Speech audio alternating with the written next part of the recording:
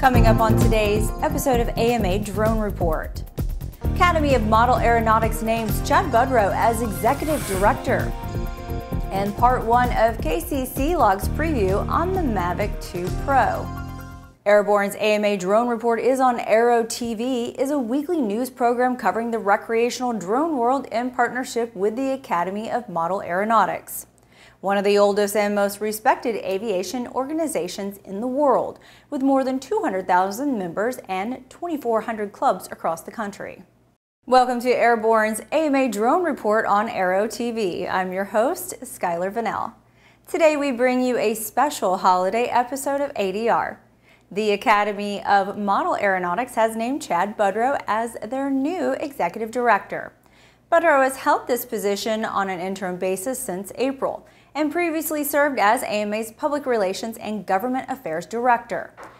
Rich Hanson, the president of AMA, said, "With Chad's extensive experience in model aviation and deep understanding of AMA's mission, he is undoubtedly the best person to lead our beloved hobby." He continued to say, "I look forward to working with Chad to preserve and protect the important hobby for the future generations to come." Budreau said he is honored to be named Executive Director and will embark on a new chapter in AMA's history. Budreau is looking forward to educating the broader recreation community to promote and enhance model aviation, all while preserving the legacy of the hobby within the community as Executive Director. As we work our way through the holiday season, we wanted to bring you something special for this week. Ace drone test pilot KC Sealock has filed the first part of his review on the DJI Mavic 2 Pro. We hope you enjoy it. Hey everyone, Casey here with a look at another new aircraft. We are checking out the super compact aerial filming platform from DJI, the Mavic Pro 2. As you can see, it started out as a really small footprint, and even once unfolded, still relatively small. They say the best camera that you can have is the one you have in your hands. Well, this allows you to take this literally just about anywhere. With its small form factor, its long flight time, so slightly larger battery than the previous Mavic, we're getting about 30 to 31 minutes flight time on this guy. Redesigned propellers, they're more efficient, more aerodynamic, and quieter. The 1-inch Hasselblad sensor, giving us a 20 megapixel still shot and 4K footage. We're able to get some really amazing shots out of this. All of that combined with the 360-degree anti-collision sensors allow you to really focus on the camera work, not have to worry as much about the aircraft, but at the same time give you complete control over everything.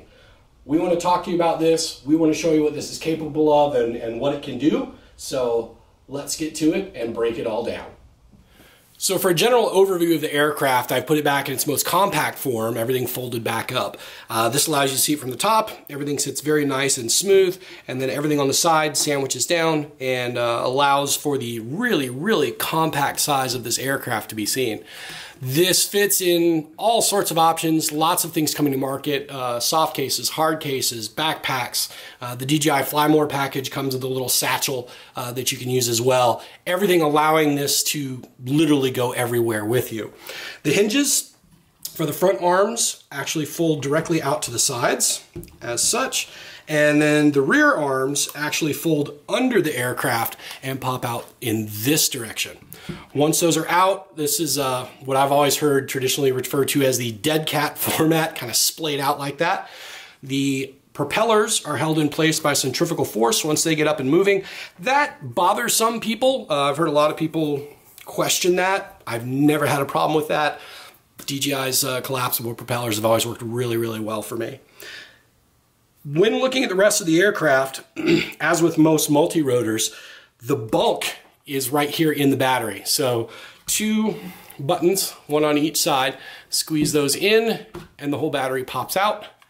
And now we're left with just this much of the aircraft. Much lighter. That battery is definitely the bulk of the aircraft itself. DJI Smart Batteries does its own calibrating and also its own reporting of its charge, its voltage, speaks with the flight controller and lets all that run through. Here is the top anti-collision sensor we were talking about. 2 on the rear of the aircraft, 1 on each side in the back here, 2 more up front above the camera itself, more sensors on the bottom, and these LED lights to help with the assisted landing all contribute to the just absolute agility of this aircraft. And of course that beautiful, beautiful, beautiful Hasselblad camera that gives us wonderful, wonderful, amazing pictures.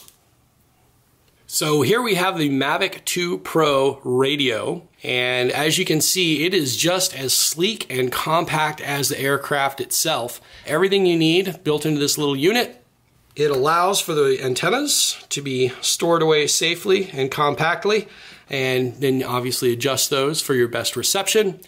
The sections down here actually open up to become a device holder, which allows for a reasonably sized smartphone. I don't think you're going to get much more than a smartphone into this setup. Personally, I like a larger device, and I use a device holder, and we'll get into that in the radio setup here in just a little bit. Also protects your gimbal sticks so that while this is actually in storage mode, your gimbals are not going to get caught or stuck on anything and damage your actual controllability of the aircraft. So now those are on there and you can do whatever you need to do. Plenty of buttons as usual. We have return to home over here. Obviously the most important is the power button here, and DJI double click. There we go, and the happy little tone. The pause button actually has many different functions in various flight modes, but does require the GPS modes and the intelligent flight modes to use it. The 5D button here is configurable, so you can use that to adjust camera settings, bring up different intelligent flight modes, and all of that, of course, configurable through the DJI Go 4 app, which you would run on the phone that is hooked into this. Down here, a USB port for video out, and so you can use that, as I said, in conjunction with larger devices. Rather than using the traditional port here, you can see I actually even took the port out, or the connector out of this port, because I prefer using the other one. But this actually comes with a connector here that runs down through here, hooks onto this slider, and plugs into your phone. This is also the charging port for the radio itself. Up on top here, shoulder buttons, just like on the previous Mavic, photos, video, and then these jog shuttles down here, again, configurable, and you can set those up, as well as additional controller buttons on the bottom, all configurable through that app to make this a very, very powerful little radio. That's our program for this week. Airborne's AMA Drone Report is presented weekly in cooperation with the Academy of Model Aeronautics. Daily Airborne Unlimited episodes are streamed Monday through Friday. Check us out on social media, and for 24/7 real-time aviation coverage, go to aero-news.net. And for the latest news for the hobby drone world at modelaircraft.org. We hope you enjoyed our program, and we'll see you next week. Happy holidays, everyone.